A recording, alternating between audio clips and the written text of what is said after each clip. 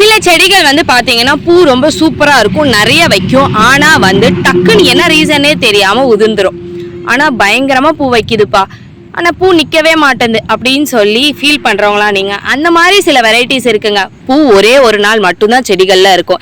அது என்னென்ன வெரைட்டிஸ்ன்னு சொல்லிட்டு இந்த வீடியோக்குள்ள போய் தெரிஞ்சுக்கலாம். அதுக்கு முன்னாடி நீங்க நம்ம சேனலை ஃபர்ஸ்ட் டைம் பாக்குறீங்கன்னா சப்ஸ்கிரைப் பண்ணிட்டு ஃபாலோ பண்ணிக்கோங்க.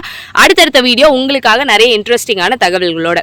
ஸோ பூக்கள் வந்து நல்லாவே இருக்கும். இன்னைக்கு ஈவினிங் வரைக்கும் பார்க்கும்போது மலர்ந்த மாதிரியும் இருக்காது, மலராத மாதிரியும் இருக்காது. ஸோ உங்களுக்கு சூப்பராக இந்த மாதிரி இருக்கும். பட் அடுத்த நாள் காலையில் வந்து பார்த்தா பூ எல்லாமே ஒன்று கூட செடிகளில் இருக்காது, இந்த மாதிரி உதிர்ந்து போயிருக்கும். என்ன ரீசன் அப்படின்னு சொல்லிட்டு நிறைய பேர் யோசிச்சுட்டு இருப்பீங்க. சில வெரைட்டி ஆஃப் பூக்கள் வந்து இந்த மாதிரி இருக்குங்க. அது என்னென்ன வெரைட்டின்னு சொல்லிட்டு இந்த வீடியோவில் நான் சொல்கிறதுக்காக தான் இருக்கேன். ஸோ இந்த மாதிரி மொட்டையாக நிற்கும். என்ன வெரைட்டி அப்படின்னு பார்த்தீங்கன்னா, ஃபஸ்ட்டு வந்து நீங்கள் இப்போ பார்த்துட்டு இருக்க இந்த ஆந்திரா பன்னீர். இது வந்து பாதி மொட்டா இருக்கும் போது பறிச்சுட்டீங்கன்னா ஓகே. அப்படி இல்லைன்னா ஒரு ஃபர்ஸ்ட் மலர்ந்துருக்கிறத வந்து அடுத்த நாள் பார்த்தா கண்டிப்பாக இருக்காது. ஒரே ஒரு நாள் மட்டும்தான் இது செடிகளில் இருக்கும். அடுத்து பார்க்கக்கூடிய வெரைட்டி வந்து காஷ்மீரி ரோஜா. ரெண்டுத்துக்குமே டிஃப்ரென்ஷியேஷன் ஆல்ரெடி ஒரு வீடியோவில் போட்டிருக்கேன். பார்க்கறதுக்கு ரெண்டுமே ஒரே மாதிரி இருக்கும், ஆனால் சின்ன சின்ன மைனர் டிஃப்ரென்ஸ் இருக்கும்.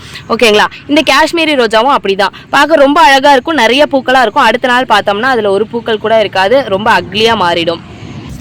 அடுத்தது வந்து பன்னீர் ரோஜா. பன்னீர் ரோஜாவும் உங்களுக்கு அந்த மாதிரி தாங்க. பூக்கள் வந்து நல்ல லைட் பேபி பிங்க் கலர்ல இருக்கும். உங்களுக்கு வந்து அப்படியே அடுத்த நாள் கொட்டி போயிடும், ஃபுல்லாவே எதுவுமே இருக்காது. இந்த வரிசையில கடைசியா பார்க்கக்கூடியது நாட்டு ரோஜா தாங்க. நாட்டு ரோஜாவும் இதுல நீங்க ஃபாலோ பண்ணியிருந்தீங்கன்னா தெரிஞ்சிருக்கும், மேக்ஸிமம் எல்லாமே ஸ்மெல் தரக்கூடிய ஒரு ரோஸ் வெரைட்டியாக தான் இருந்திருக்கு.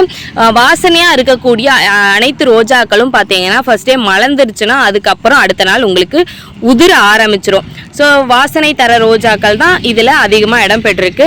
மற்றபடி இதில் வேறு எந்த டிஃபால்ட்ஸும் கிடையாது. நீங்கள் செடிகள் சத்து பத்தலையோ அந்த மாதிரிலாம் எதுவும் நினச்சிக்காதீங்க. பூக்கள் இதில் 2-3 மலர்ந்ததுக்கு அப்புறமும் 2-3 நாளுக்கெல்லாம் அந்த மாதிரிலாம் தாங்காது. கல் ரோஜா, பெங்களூர் ரோஸ், ஊட்டி ரோஸ் அப்படிலாம் சொல்லுவோம் இல்லையா, அதுதான் பூக்கள் மலர்ந்ததுக்கு அப்புறமும் நாம் பறிக்கிற வரைக்கும் மேக்ஸிமம் ஒரு 2-3 நாள் கழிச்சு கூட உங்களுக்கு பூக்கள் வந்து அப்படி இந்த செடிகள்லேயே அப்படியே இருக்கும். ஸோ இந்த தகவல் உங்களுக்கு பிடிச்சிருக்கும்னு நினைக்கிறேன். இதில் நான் ஏதாவது மிஸ் பண்ணிட்டேன்னா உங்களுக்கு தெரிஞ்சு வேறு ஏதாவது இருக்கா அப்படின்னு சொல்லிட்டு கண்டிப்பாக கமெண்ட் பண்ணுங்கள். மறக்காமல் ஃபாலோ பண்ணிக்கோங்க. தேங்க்யூ.